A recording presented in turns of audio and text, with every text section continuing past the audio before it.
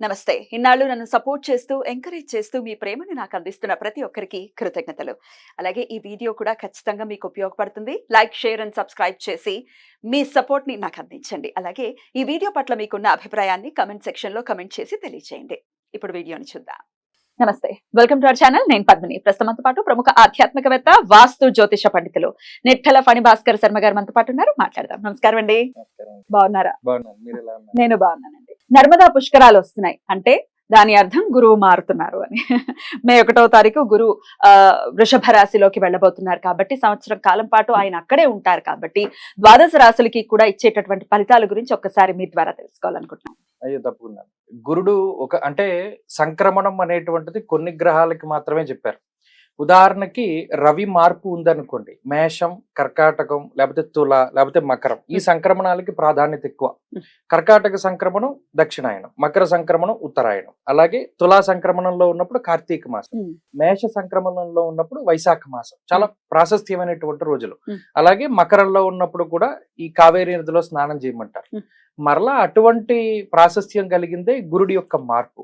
ఈయన ఇప్పుడు మేషరాశి నుండి వదిలిపెట్టి కృత్తిక నక్షత్రం 2వ పాదమైనటువంటి వృషభ రాశిలోకి ఆయన సంచారం చేస్తూ ఉన్నారు. గురుడు మార్పు అనేటువంటిది చాలా ముఖ్యం. ఎందుకంటే ఈ దేవగురు అయినటువంటి బృహస్పతి ఒక రాశిని వదిలిపెట్టి వేరే రాశిలోకి వెళ్ళినప్పుడు ఈ నది అనేటువంటి దానికి ప్రాముఖ్యత వస్తుంది. ఎలా దానికి అనుసంధానం అయ్యింది అంటే పూర్వపు కాలం ఋషులు ఏం చేశారంటే ఏ నదిలో ఎప్పుడెప్పుడు శక్తి ఉంటుంది అనేటువంటి దాన్ని పసిగట్టి అది ఒక గ్రహం మార్పు ద్వారా కలుగుతుంది అనేటువంటి దానికి అనుసంధానం చేసుకుంటూ వచ్చారు. ఇప్పుడు తులారాశిలో రవి ఉన్నప్పుడు కావేరీ నదిలో చేసినటువంటి స్నానానికి ప్రాముఖ్యత ఎక్కువ. ఆ శక్తి అంతా ఆ నదిలో ఉంటుంది. అలాగే మకర సంక్రమణం జరిగినప్పుడు ప్రయాగలో చేసేటువంటి స్నానానికి ప్రాశస్త్యం ఉంటుంది. అలా ఒక్కొక్క కాలానికి సంబంధించినటువంటి రహస్యాన్ని వాళ్ళు గ్రహానికి ముడిపెట్టి చెప్పారు. ఇప్పుడు గురుడు ఉన్నారు, యజన కీర్తి గృహ కాంచన పుత్ర వస్త్ర అశ్వాది కారకుడు గురుడు. ఆయన చాలా కారకత్వాలు ఇస్తారు. గురుడు జాతకంలో బాగా లేకపోతే నీచని పొంది ఉంటే అసలు సంతానమే కలగదు అని. సో ఒక్కొక్కళ్ళ జాతకంలో గురుడు నీచపడి ఉన్నా, గురుడు ఇబ్బంది పెట్టే స్థానాల్లో ఉన్న సంతానం అనేటువంటిది కూడా ఆలస్యం అవుతుంది. నర్మదా నదికి ఒక శక్తి వస్తుంది. ఎప్పుడు 1వ తారీఖు నాడు మధ్యాహ్నం 1 గంట, సరిగ్గా 1 గంటకి ఆయన వృషభ రాశిలోకి అనగా కృత్తిక 2వ పాదంలోకి వెళుతున్నప్పుడు ఆ ముక్కోటి దేవతలు వచ్చి ఆ నర్మదా నదిలో స్నానం చేస్తారు. ఆ స్నానం చేయడం అంటే ఎందుకు చెప్పారంటే ఆ విషయాన్ని, ఆ నదికి ఆ శక్తి వస్తుంది అనేటువంటి విషయాన్ని చెప్పడం జరిగింది. సో ఎప్పుడైతే ఆ పుష్కరుడు ప్రవేశించినటువంటి టైం నుండి మనం స్నానం చేస్తామో 12 రోజుల ఎఫెక్ట్ ఉంటుంది కాబట్టి ఈ 12 రోజుల పాటు ఆ నదికి ఒక ప్రత్యేకమైన పవర్ ఉంటుంది. అందులోనూ అఘమర్షణ స్నానం అనేటువంటిది చెప్పారు. అనగా ఏదైనా ఒక నదికి గాని, పుణ్యనదికి గాని, పుష్కరానికి గాని వెళ్ళినప్పుడు సంకల్పపూర్వకంగా స్నానం చేయాలి.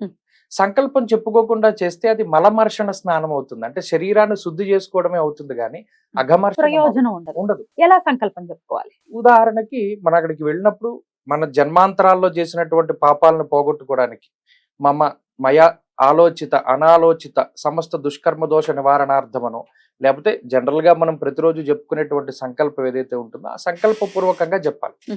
అలాగే మనం ఇప్పుడు ఏం చెప్తాం, మేము గోదావరి జిల్లాలో ఉంటే మేరోహ దక్షిణ దిగ్భాగే శ్రీశైలసి ఈశాన్య ప్రదేశే అంటాం.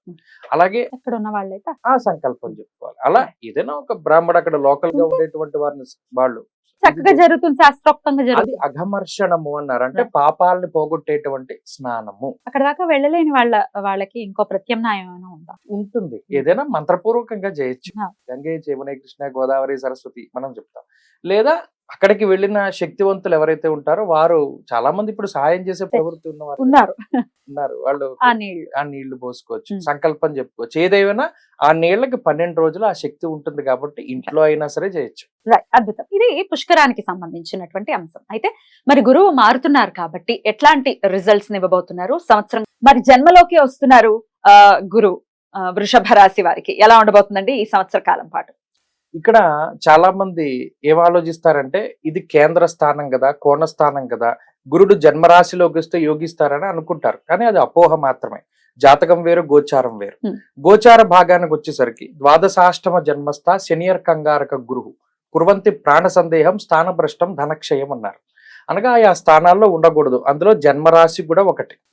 రాజకోపో యశోహాని ఉద్యోగస్య విరోధకం అన్నారు. అనగా రాజకోపము అంటే వాళ్ళు ఉన్నతాధికారులు అవ్వచ్చు, ప్రభుత్వాధికారులు అవ్వచ్చు, దేని వల్లనైనా సరే కొంత విరోధం వస్తుంది, యశస్సు హాని కలుగుతుంది అనగా వారి మీద ఏదైనా దుష్ప్రచారం జరగడం కానీ, లేదా వాళ్ళు ఇబ్బంది పడేటువంటి విధంగా ఏదైనా జరుగుతూ ఉండడం కానీ, ఇలా గురుడు ఏం చేస్తారు అంటే ఆ జన్మ రాశికి, రాశి అనగా మనస్సు, మానసికమైనటువంటి సమస్యల్ని ఎక్కువ ఇస్తారు.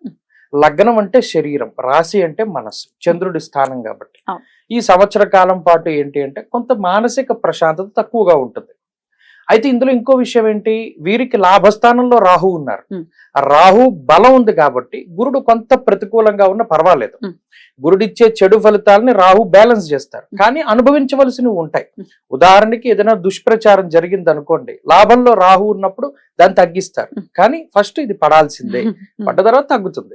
అలాగే మెయిన్ ఉద్యోగం మీద ఎక్కువ ఇంపాక్ట్ చూపెడతారు గురుడు. అలాగే గురువు యొక్క దృష్టి 5, 9 స్థానాలు, అలాగే 7వ స్థానం మీద కూడా ఉంటుంది.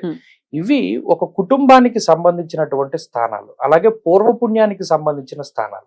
గురుడు జన్మరాశిలో ఉన్నప్పుడు దేహాన్ని పెంచుతాడు, అనగా బరువు పెరగడం కానీ, లేదా వంశపారంపర్యంగా వచ్చేటువంటి ఏదైనా ఇబ్బందుల్ని కలగజేయడం కానీ వాటిని కలగజేస్తారు. సో ఎవరైతే క్రమశిక్షణతోటి ముందుకు వెళతారో వారిని గురుడు ఏమి చేయలేదు. ఆయనకి ఇష్టమైన సిస్టమాటిక్ గా ఉండటం శనికే చెప్తుంటారు, కానీ గురువు కూడా చాలా. ఎప్పుడైతే నియమబద్ధమైన జీవితాన్ని గడుపుతారో అసలు గ్రహాలు వాళ్ళని ఏం బాధించవు, వారికి ఇవ్వవలసినటువంటి ఫలితాలను కొద్దిగా తగ్గించిస్తారు ఈ నియమబద్ధమైన జీవితం వల్ల. అలాగే భాగ్యం మీద దృష్టి ఉంది కాబట్టి పూర్వపుణ్యాన్ని తగ్గిస్తాడు, లేదు పుణ్యం చేయడాన్ని తగ్గిస్తారు ఆయన ప్రత్యేకించి. అనగా ఇది వరకు వెళ్ళినంత ఫ్రీక్వెంట్ గా గుళ్ళకి వెళ్ళలేరు వృషభ రాశి వారు. ఈ రానున్నటువంటి కాలంలో ఏదైనా తీర్థయాత్రలు చేద్దాం వాయిదా పడుతూ ఉంటాయి. ఇది వరకు 7 గంటలే పనిచేసేవారు, ఇప్పుడు 10 గంటలు పనిచేయవలసి వస్తుంది, ఓవర్ టైం కూడా చేయవలసి వస్తుంది. అలాగే కొంత బర్డెన్, లోన్ తీసుకుని ఇల్లు కొనుక్కోవడము, లోన్ తీసుకుని వెహికల్ కొనుక్కోవడము, లోన్ తీసుకుని బంగారం కొనుక్కోవడం, లేదా బంగారాన్ని తాకట్టు పెట్టి ఏదైనా శుభ కార్యక్రమం చేయడం, ఇలా ఏదైనా ఖర్చుతో కూడి ఉన్నటువంటి దాన్ని పెంచుతూ ఉంటారు. సో అది బర్డెనే, అది నిజానికి మన మీద భారమే, కానీ మనం దాన్ని లగ్జరీగా అనుభవిస్తూ ఉంటాం. ఇల్లు కొనుక్కోవడం మంచిదే, కానీ అప్పు ఉంటుంది. సో ఆ టైపు ఫలితాలని గురువు ఎక్కువగా ఈ సంవత్సరం పాటిస్తారు. అలాగే సప్తమం మీద గురు దృష్టి ఎప్పుడైతే ఉంటుందో దానివల్ల కమ్యూనికేషన్, మిస్కమ్యూనికేషన్ ఎక్కువ జరుగుతూ ఉంటుంది. అనగా మనం ఏం మాట్లాడతామో దాన్ని వక్రంగా అర్థం చేసుకుంటారు ప్రతి ఒక్కరు కూడా. దానివల్ల కూడా కొంత ఈ గ్యాప్ అనేటువంటిది వస్తూ ఉంటుంది, ఈ మాట పట్టింపులకి అవకాశం ఉండడం. అలాగే గురుడు జన్మరాశిలో ఉన్నప్పుడు కొంత బుద్ధి చాంచల్యం ఉంటుంది, అనగా ఈ చేయవలసిన పనులు ఏవైతే ఉంటాయో అవి వాయిదా వేసుకోవడము, లేదా కొన్ని సార్లు తొందరపాటులో మర్చిపోవడము, ఇవన్నీ కూడా ఈ రాశి వారికి ఉంటాయి. కాబట్టి గురుడు జన్మరాశిలో సంచారం చేయడం అనేటువంటిది అంత మంచిది కాదు. మరి ఎట్లా అండి, ఏం చేయమంటారు? గురు బలాన్ని పెంచుకోవాలి. ఎలా ఇప్పుడు ఆల్రెడీ వెళ్ళలేము, ఆయన ఆపుతారు దర్శనాలని అనేది చెప్తూ ఉన్నారు కదా, మరి ఇంకా ఎంతసేపు గురువారం నాడు, గురుడు ఆధిపత్యాన్ని వహించేటువంటి గురువారం నాడు చాలా నిష్ఠతోటి ఉండాలి. ఆ రోజు పసుపు రంగులో ఉండేటువంటి పళ్ళు, అరటి పళ్ళు గాని, లేదా ఆయనకు ఉండేటువంటి ధాన్యం, శనగలు గాని, వీటిని ఎక్కువగా దానం చేస్తూ ఉండాలి. ఎట్టి పరిస్థితుల్లోనూ ఎల్లో కలర్ కట్టుకోకూడదు, అసలు వేసుకోకూడదా? పెరగాలంటే వేసుకోవాలి అంటారే, వేసుకోకూడదు. ఇప్పుడు ఉదాహరణకి మీరు ఒక ఎంప్లాయీ మీద కొంత వ్యతిరేకంగా ఉన్నారనుకోండి, అతని మీద కోపం ఎలా తగ్గుతుంది? అతను మీకు అనుకూలంగా నడుచుకున్నప్పుడే కదా. సో మనం కూడా గురువు గారిని అనుకూలంగా మలుచుకోవడానికి ఆయనకి సంబంధించినటువంటి వస్తువులను దానం చేయడము, లేదా ఆయనకి సంబంధించిన కలర్స్ వేసుకోకూడదు, ఎందుకంటే ఆయన దృష్టి ఎప్పుడు మన మీద పడకూడదు. మన పని మనం చేసుకోవాలి, ఆయన దృష్టి మన మీద పడకూడదా, వీడు ఏదో ఒకటి చేసుకుంటున్నాడు అంటే ప్రత్యేకంగా ఆయన మన మీద దృష్టి పెడితే మనం దాన్ని భరించలేం. అసలే ఆయన మనకి నెగిటివ్ గా ఉన్నాడు, దాని మీద 24 గంటలు కాన్సన్ట్రేట్ చేస్తే ఏదో ఒకటి తప్పు చేస్తాం, అది దొరికిపోవడానికి అది ఒక అవకాశం ఇచ్చినట్టు. అందువల్ల ఇది అవగాహన లోపం. ఇది కూడా ఆ కలర్స్ కట్టుకోకూడదు, ఆ దానాలు ఇవ్వాలి. అలాగే గురువుకి సంబంధించిన స్తోత్రాల్లో దక్షిణామూర్తి ఆరాధన చాలా మంచిది. గురువారం నాడు దక్షిణామూర్తి దేవాలయానికి వెళ్ళి ఈ దక్షిణామూర్తి స్తోత్రాన్ని పారాయణ చేయడం గాని, మౌన వ్యాఖ్య ప్రకటిత పరబ్రహ్మ, లేదా విశ్వం దర్పణ దృశ్యమాన నగరి తుల్యం నిజాంతర్గతం అని చెప్పి 11 శ్లోకాలు, అది చదివితే చాలా మంచిది. ప్రతిరోజు అదొక అలవాటుగా. లేదు దత్తాత్రేయ స్వామి వారి ఆరాధన కూడా చాలా మంచిది. తప్పకుండా ఈ ఆరాధనలు చేసుకుంటూ కొంచెం ధైర్యంగా ఉండి ఈ సంవత్సరాన్ని గడపాలి. నెక్స్ట్ మళ్ళీ మిథునంలోకి వెళ్లేంత వరకు కూడా. అద్భుతం, చాలా బ్యూటిఫుల్ గా ఎక్స్ప్లెయిన్ చేశారు. ఇక నెక్స్ట్ ఎపిసోడ్ లో మిథున రాశి గురించి మాట్లాడుకుందాం. Thank you so much. నమస్తే.